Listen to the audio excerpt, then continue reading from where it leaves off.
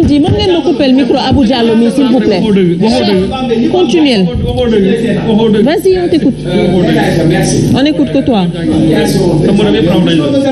Sëñ Saliou s'il te plaît bul dugg ci débat yooyu non bul dugg ci débat yooyu il faut même pas répondre à ça. Il faut même pas répondre à ça sëñ Saliou. Non. mais na dem jàngi moo gën. Sëñ Saliou c'est pas. Vas-y Cheikh. Cheikh Omar yow rek la ñuy déglu dégg pour ma wax kat il faut ma sa micro da nga ko fayoon. bàyyi di fay sa micro. fay moo ko de coow lee ko fay te lu fay coow lee gën du dëgg coow li yëpp lan la coow li yëpp ñu waxante dëgg nee nañu loi wala ay texte loi ak texte ñan ñoo koy defar ay nit a koy defar Côte d'Ivoire dañoo faa teg loi indi fa fils de haie ak fils de ou parce que tout simplement jël nañ ku nekkoon président assemblée nationale pour des intérêts politiques et personnels ñu ne ko doo bokk ñu modifier loi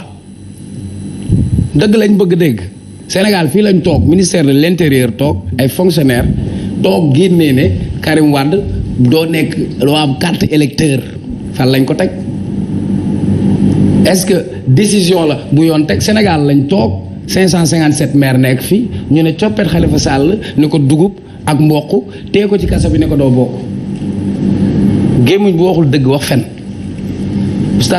oustaz Seck Mboro da doon wax boo bëggee wax dëgg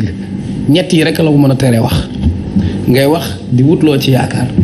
wala ngay wax di wutloo darajaale sa bopp wala ngay wax di wutloo darajaale keneen nous ne méritons pas ça mérité wuñu j'ai beaucoup de respect pour tout le monde et man ay principes démocratiques yu fondamental la am yu ancré parce que pour man ni ma amee liberté am suma opinion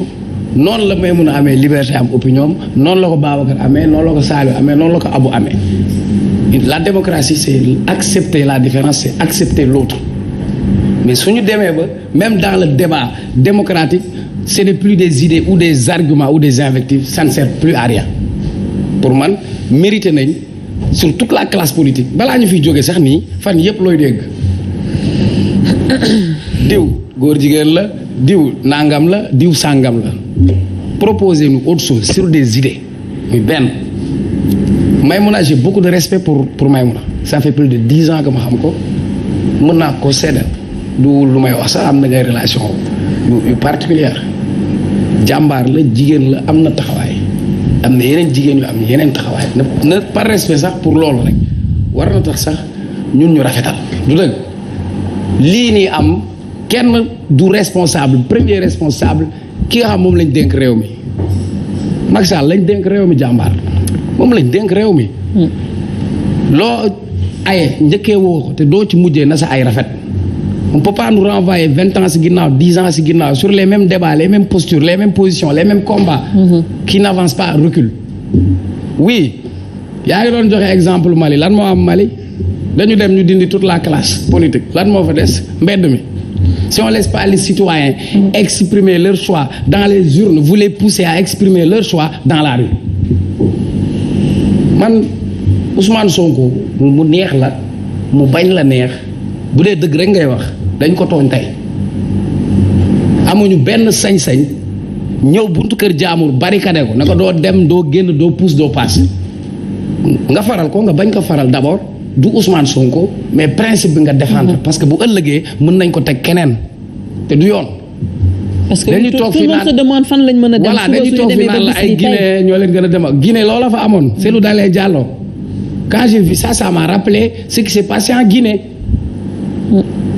On va continuer sur ce cycle infernal de violence de mort des gens qui vont mourir pour rien kenn du ko àtte kenn du ko lijjanti non mais quand même. Il faut que ñu ne nañu revenir à la raison d'accord que tout le monde revienne à la raison y compris de l'opposition y compris du pouvoir mais ki war a njëkk revenir à la raison c'est d'abord le président de la République ba pare ci cycle ban lañ ñu bëgg a duggal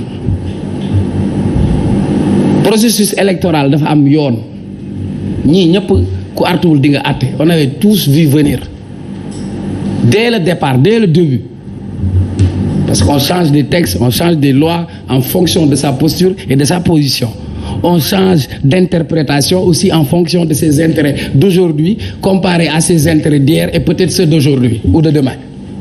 Oui, lan la ñu war a jiital démocratie en luxe ñëpp tout le monde ne peut pas pour avoir une démocratie il faut d'abord avoir des démocrates et malheureusement comme j'ai toujours l'habitude de le dire nous ne méritons pas cela aujourd'hui ay compte ay bakkan pour lan au nom de quoi manifestation ba le passé amul nañ ma wax daa am bal bu tax wala sagar bu xeeñ wala dara nañu manifester woo leen nga autoriser leen ñu manifester ba minuit nañ yuuxu bu ñu paree ñu dem ñibbi seen kër mais dès l'instant que systématiquement yow yaa interdire manifestation lu fa am trouble à l'ordre public tu es le premier responsable pour man loolu la tu es le premier responsable voilà nag am na fu ñuy toll qu'on me dise pas que tey situation bii ñu indi wala yeneen dëkk yi li fay am mënul am si suñu dëkk non le Sénégal commencé wul tey c'est des luttes c'est des combats ba keroog mu egg fii yii bu ñu fi jógee beneen ñeneen ñoom ñooy ñëwaat. D'accord. Mais nañuy jafandu ci li nga xam ne mooy ay principes fondamentaux. Tey on peut accuser tout le monde mais ku nekk na nga seetuwaat sa bopp ku nekk na nga xoolaat sa bopp lan nga contribuer ku nekk na nga xoolaat lan mooy sa taxawaay Macky Sall bi mu nekk opposition li mu doon araamal tey daf koy daganal. tey ku jégi ñi fi nekkoon démb am li ñu doon teg doon ko daganal tey ñoom ñoo koy araamal ci biir ku jégi donc la vérité mooy faut pas qu'on se joue de nous du ay institution mais problème mu leadership bu fort la problème de générosité la Abdou Diouf à un moment donné lan la wax jàkka jaa ngi nii ku bëgg a noddu kaay noddu mais une démocratie elle doit être inclusive waruñu rocc nii yéen ñi parrainage nañ leen yëllax si biti dem leen taxawee ne le parrainage du pour natt représentativité la comment des gens dem élection locale am nañ représentativité nga wekk leen teg ne le ñooñu pareeguñ ci angle boobu nga ñëwaat conseil constitutionnel n'a pas pris son courage à deux mains il a coupé la poire en deux mais le conseil constitutionnel c'est une institution juridique mais elle a une vocation politique kon tey lii nii am nii est-ce que bëgg a dem assemblée ñu am assemblée boo xamante ni député yoo xamante ni gisuñu seen impact ci suñu société